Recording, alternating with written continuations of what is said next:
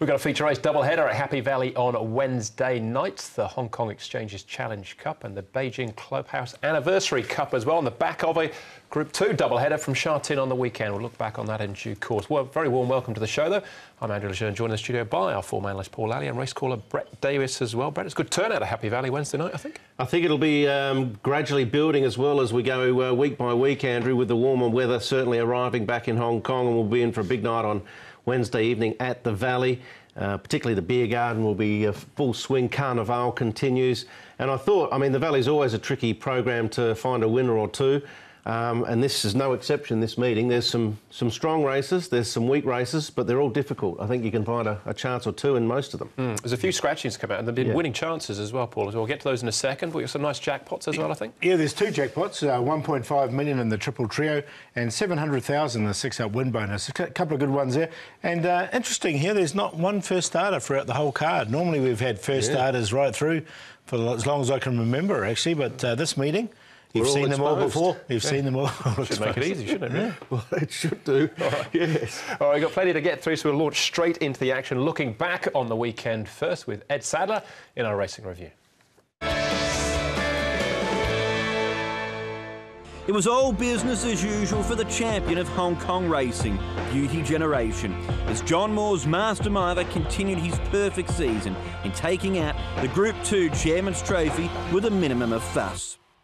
Beauty Generation, Burton now pushes at the champ. There's a response. Beauty Generation, it's 8 consecutive and 7 for the season. All in all, it's it was a very satisfying win. Zach got off and said you could have him probably a little bit fitter for the champion smile. I said, well, he did what he had to do today, and he won by what, a length and a half or whatever from my other horse who was closing, quite strongly. But overall, I'm really happy with his prep going into, call this a preparatory race, going into the 28th and the champion smile. While everything went to plan for Beauty Generation, taking out the Chairman's Trophy, the same can't be said for the running of the Sprint Cup. It was built up as a match race between top sprinters Mr Stunning and Beat the Clock. However, Chad Schofield and Ratton had other ideas. Ratton's closing over the top. Ratton from downtown. He's coming after Beat the Clock and Mr Stunning. Ratton going to the lead, and he'll win the Sprint Cup in a boil-over. Very happy for the horse. I've won a lot of races on him now.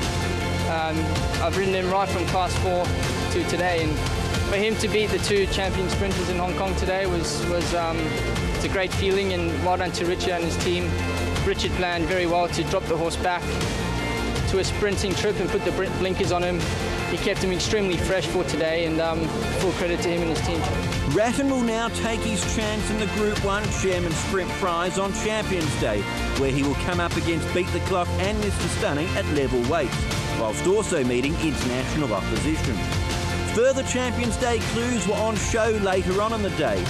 Dark Dream put himself into QE2 Cup calculations with his class record-breaking win in the Harek Handicap. Dark Dream insatiable, eye to eye, shoulder to shoulder. Dark Dream insatiable, then Ho Ho Khan. Dark Dream edging clear, pulls away to win by a length over insatiable. Dark Dream's victory was one of 4 winners for leading rider Zach Burton, but the day was particularly special for apprentice Alfred Chan. The 24-year-old brought up his first win in Hong Kong on board Carefree Prince, before landing a double later on with honest sprinter California Fortune. All roads in Hong Kong racing now lead to FWD Champions Day on April 28th, with the selected runners for the 3 Group 1 events set to be announced on Wednesday.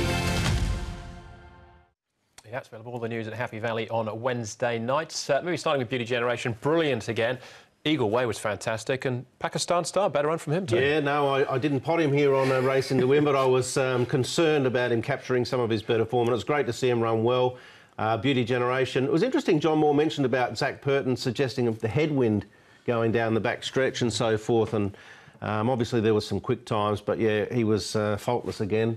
And Eagle Way, just enormous. Let's not forget, he holds the 2,000-metre track record, Eagle Way, which has chopped and changed a bit in the last few seasons. Well, Dark Dream and the two behind him broke 2 minutes in that that race we just saw as well. So it was riding quickly. Rateng got 5, Paul. None of the movers as well. Warlord was a good winner on debut. Yeah, he was 3 wide the whole way, so he fought on really nicely, and he went up those points there. And also you can see Green Card, since he's been up to Chunfa, it's a new lease of life for that horse. Yeah. Always promised to show it, but he has under-delivered to date. But his last 3 runs have all been good. I think you've got to tip your hat as well to Richard Gibson. His stable's been going really well the last 6 weeks, 2 months particularly. And great to have another addition to the sprinting ranks now, by the looks of it. Absolutely. Throws his hat into the ring as far as the Chairman's Sprint Prize is concerned. Those were the big winners on the weekend. We'll see if we can find some more with our horses to follow.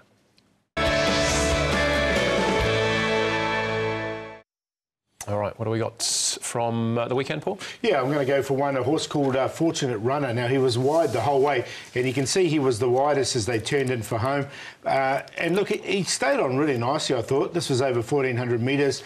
He's only a one-time winner here, but the way he finished off this race, it was a huge performance from him. I think a win from him is not far away.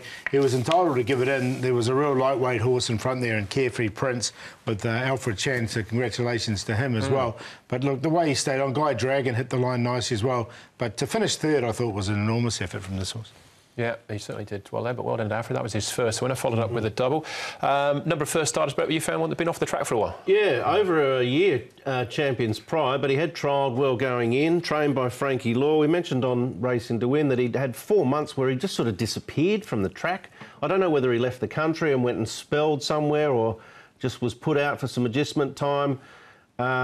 Whatever the case, he showed something in those first 2 runs. He obviously needed this one. There was a period there it looked like he might sort of finish off. But I think he's worth sticking with. The fact that they've given him all this time off and then brought him back, they obviously feel there's something there with him. So I'd be, willing to follow him for a while. Beauty Charisma as well, fancied their finish last. Has to either trial down the straight. If he's going around the bend, has to either way. He's got to trial either down the straight or round the bend. No again. significant findings from the bend. Zach said he was hanging, couldn't ride him. Yeah. He looked down a couple of times, didn't he, in the run? All right, that's Beauty Charisma.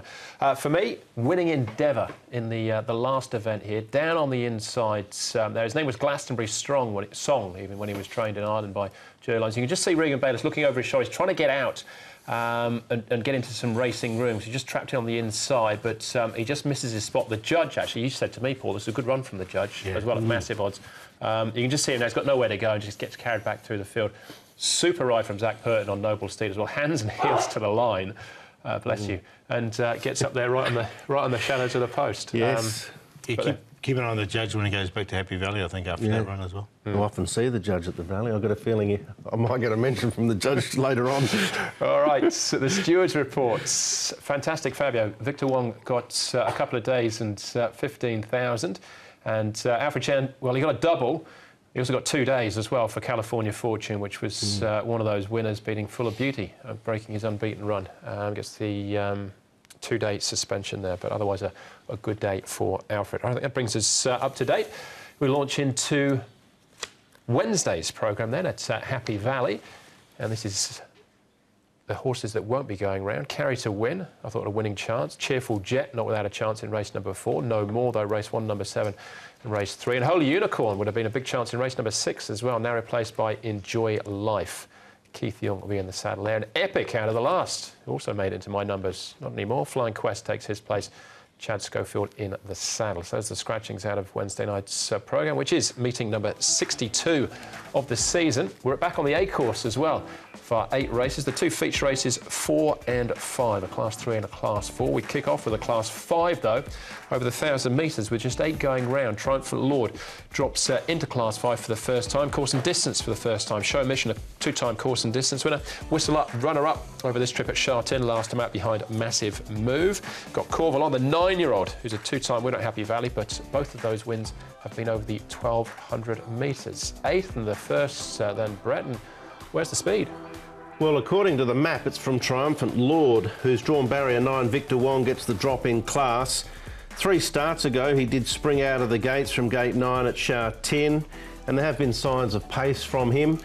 The opposition, pace-wise, there's not a lot of it, so potentially that is the way they unfold, but Class 5 can be tricky at the best of times, so there's some variables in that speed map, I would have thought. Show Mission, he's a winner and placing in his last 3 starts. Interesting, Jack Wong doing the work on him here, but Zach Purden will ride in race day, and he has ridden the last 3 days, last 3 starts as well. Whistle Up, Ben so aboard, he goes nice enough here as well, and he comes in the race with the last start second behind Massive Move at Sha Tin. He goes nicely as well. He's really stretching out well, I thought, in this particular piece. And then Great Sun, next one we'll look at before. His best run was his last start behind Rich City Fortune, and Matthew Poon will take them out. And another one that seems to be on the improve as well. He goes nicely. All right, let's start off with Show Mission, and that's winning form that Paul referred to. Speedway had him trapped out wide, but I don't think Zach will want to be out there, certainly in a small field anyway. No, I wouldn't have thought so, but overall his record in this class is pretty strong. This course and distance, it's very strong. 5 starts for 2 wins, 2 seconds. And I think he's a chance in the race. I also think Great Sun's a chance in the race. On this occasion, he did run second, but he was, in some situations in that race, I thought, a disadvantage. So I think that was a nice enough performance. We've seen some good run from him on the all-weather as well. And I tend to think with Matthew Poon on gate 5, this is a winnable race for him. Yeah, I've got them both in. I think there's only 8 in it, isn't it? And that's one of the main form races, I think. OK, Whistle Up. Let's have a look at him. We saw the track work. This is at Sha Tin down the straight, 1,000 metres. Obviously got to go around the turn this time, though. Yeah, it was a good run from him as well. He really stretched out really nicely here, and he hit the line very strongly. And if he can reproduce that and bring it to Happy Valley, he's had the 7 goes at Happy Valley, has been placed there before, but it was a nice enough run from him, and he was making ground off the horse at the end. He just got to do a little bit. He was a bit slow out, I think, was the key with him. He's only had 2 runs this term for a 3rd and a 4th, so that reads quite well. A 2nd and a 3rd, actually.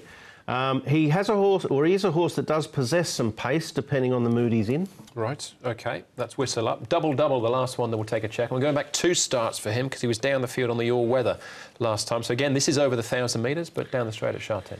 Yeah, that's right. Well, if you don't look at this run, you've got to go back to last season, and that's probably a bit too far back. It was a reasonable run, but he is a horse that's had a lot of chances. He's gone from Francis Lloyd to David Ferraris many, many months ago now.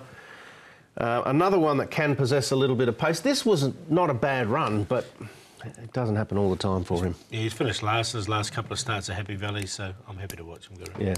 All right, Show Mission, the favourite, Paul, what do you think? Yeah, I defaulted to him in the end, Show Mission. He has run second off this rating before. Hasn't won off it, but has run second. Zach Purden aboard, and with a small field, I think will suit him. Great Sun, he seems to be on the improve. I've got him in there for second. Sure, he get a nice run in transit. Whistle Up, he's got to learn to jump properly. If he does, he'll be finishing off strongly. And of the rest, I put Triumphant Lord on. He's going to be out in front, out of trouble. The blinkers go on him for the first time, and I think he is a slight improver, and he'll get that apprentice allowance as well. So 2-6-5-1. That run we showed before where Great Sun was finishing down the middle, he was very wide. He had a few things go against him. I think from barrier number 5, Matthew Poon to ride again. He rode last start. He's actually ridden the horse twice in the past. This is a very winnable race for Great Sun, and I think overall it's a really tough card. I'm going to break the rules here and upset a few people, no doubt. One we all know, the judge won't be happy, Class 5, but I think he might be a good thing, Great Sun, if there is such a thing. Keep going, Show Mission, Whistle Up to make me look like an idiot. 6, 4, 2 and 5. I had carried a win on top. He's out, so as Paul said, by default, Show Mission gets the nod now in the first from me. 2, 6, 4 and 1 were my numbers there. All right, that's the first race. We go up in class and up in trip for race number 2.